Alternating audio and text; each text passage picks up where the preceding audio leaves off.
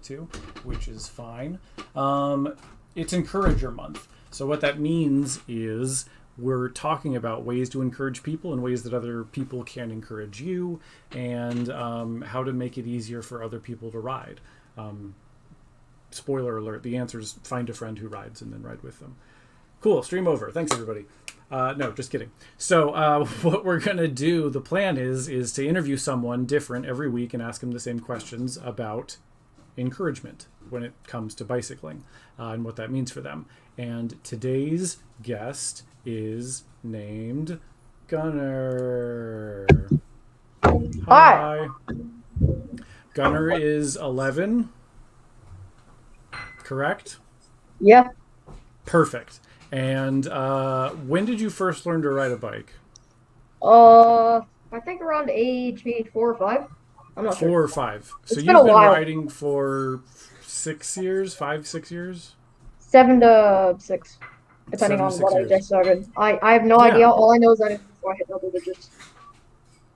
Well, it's funny because that's longer than some of the adults that I talk to. Some people ride bikes as kids and then they don't do it for a long time and then they start riding bikes again.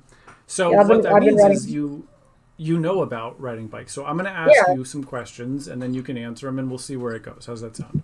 Sounds good. Okay, perfect. First of all, I feel like I didn't do a good enough job of giving you an introduction. Can you tell me a little bit about yourself and who you are and what you do? Well, I usually don't really do much different from most people my age. I usually just talk to my friends for most of my days. Sometimes I just ride around my neighborhood a bit for a while, like an hour. That's mostly all I do. And do you ride with friends?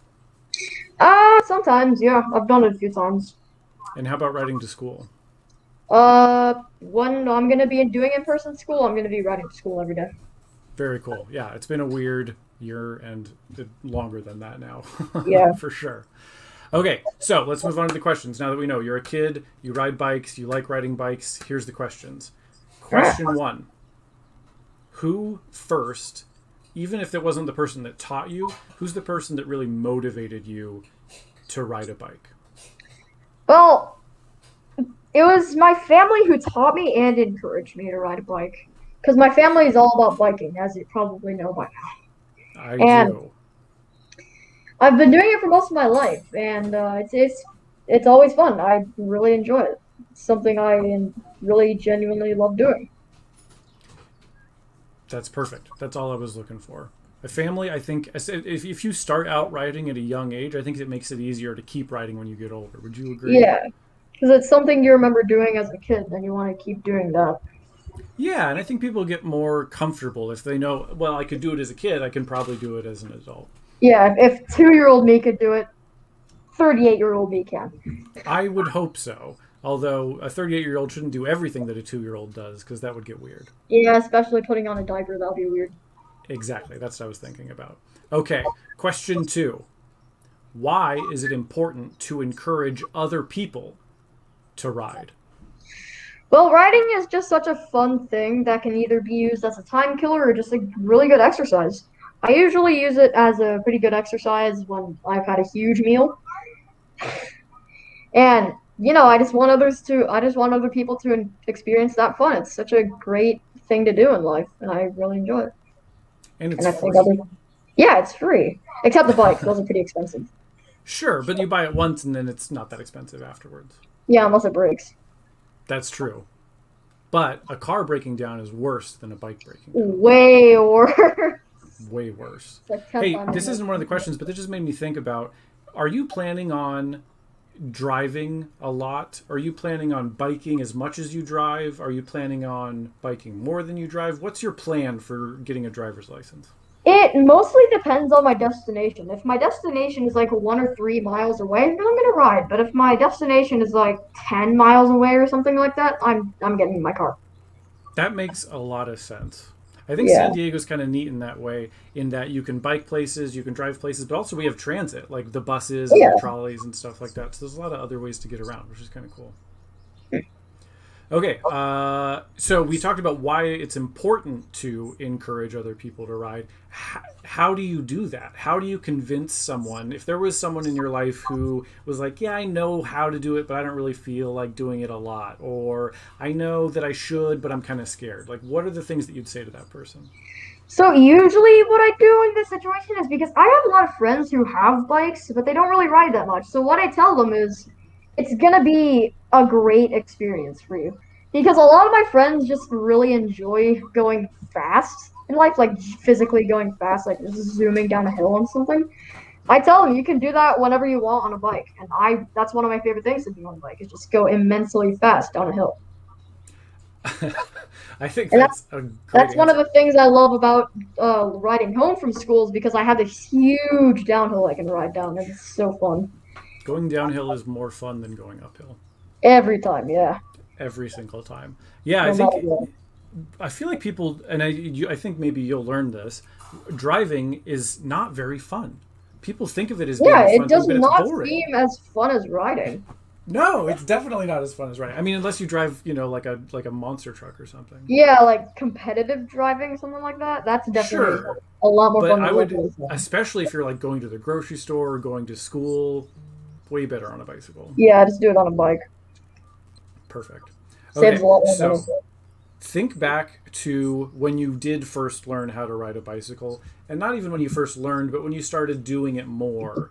What's something that when you first started riding more and like using it to get around and get to friends' houses, what's something that you wish you knew then that you do know now?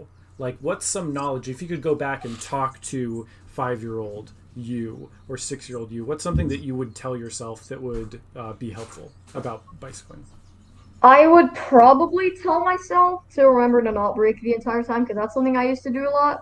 But yeah, that's pretty much the only thing I can really remember not doing for like I always remember braking on my bikes a lot. Like I would be going down a huge hill that I would love to just zoom down today and just brake for the whole time, and it would take me like 15 minutes to get down it, and that would just not be fun. So, and when I bike, it's usually just for fun.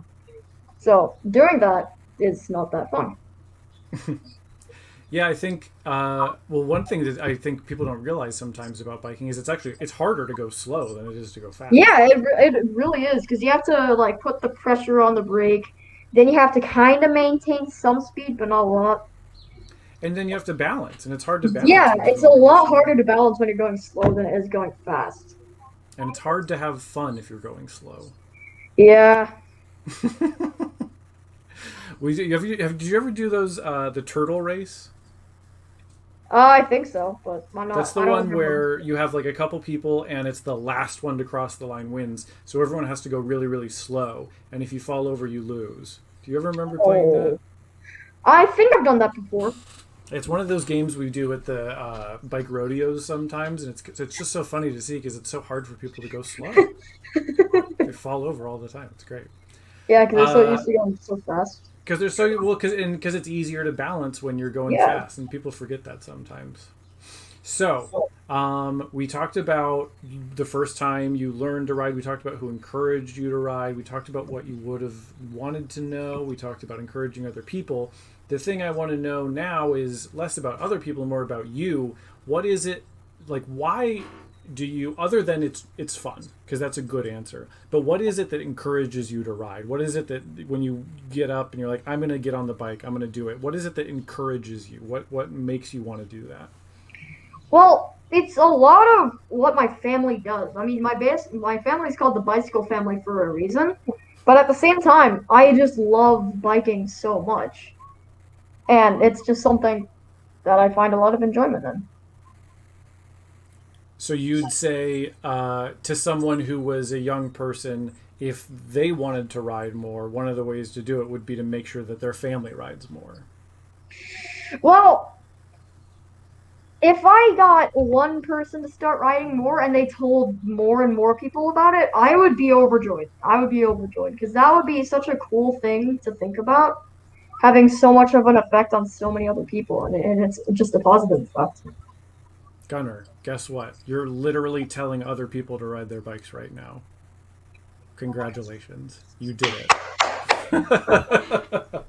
Cool. Okay. Any final thoughts? Any last things you want to let people know? Any words of encouragement you want to give to someone who's thinking about riding a bike more? What do you got? Not really that much else to say. Uh, Are are you planning on going on any long rides anytime soon?